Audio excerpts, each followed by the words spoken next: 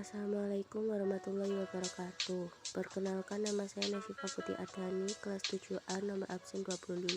Di sini saya akan mempresentasikan tentang menerapkan ragam hias pada bahan kayu. Kayu merupakan bahan yang banyak digunakan untuk tujuan penggunaan tertentu.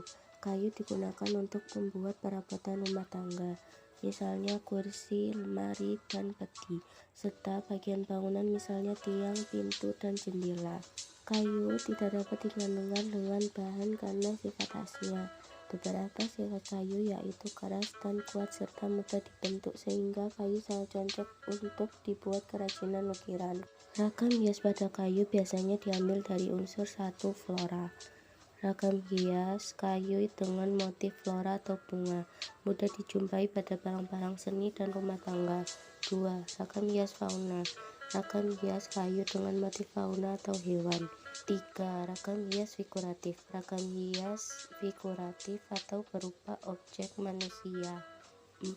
Ragam hias geometris. Ragam hias kayu dengan motif geometris atau digayakan dengan sesuai imajinasi pembuatnya. Ragam hias geometris dapat dibuat dengan menggabungkan bentuk-bentuk geometris ke dalam satu motif ragam hias. Contoh penerapan ragam hias.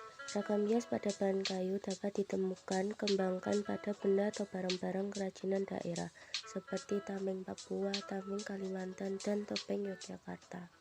Teknik penerapan ragam hias pada bahan kayu. Penerapan ragam hias pada bahan kayu dapat dilakukan dengan cara mengukir dan menggambar, atau gabungan keduanya. Mengukir adalah membentuk tonjolan dan cekungan berbentuk ragam hias tertentu pada permukaan kayu dengan menggunakan alat pahat. Alat utama untuk mengukir adalah pahat yang terdiri atas berbagai ukuran dan pemukul dari kayu. Jenis-jenis pahat terbagi menjadi 4, yaitu pahat kol atau pahat lengkung setengah bulatan. Pahat ini berbentuk melengkung dengan belahan setengah bulatan. Pahat ini digunakan untuk mengerjakan bagian-bagian cekung yang tidak dapat dikerjakan dengan pahat kuku. Pahat kuku. Pahat ini berbentuk lengkung seperti kuku manusia. Pahat ini digunakan untuk mengerjakan bagian yang lengkung, melingkar, membentuk cembung, cekung, ikal, dan pecahan aris maupun pecahan cewek. Pahat lurus. Pahat ini berbentuk lurus. Pahat ini digunakan untuk mengerjakan bagian yang lurus, rata, dan membuat dasaran, serta membuat siku-siku tepi ukuran dengan dasaran. Pahat miring. Pahat ini berbentuk miring meruncing dan tajam sebelah. Pahat ini digunakan untuk membersihkan pada sudut sela-sela ukiran dan meraut bagian-bagian yang diperlukan. Penggunaan pahat harus disesuaikan dengan bentuk ragam hias yang akan diukir.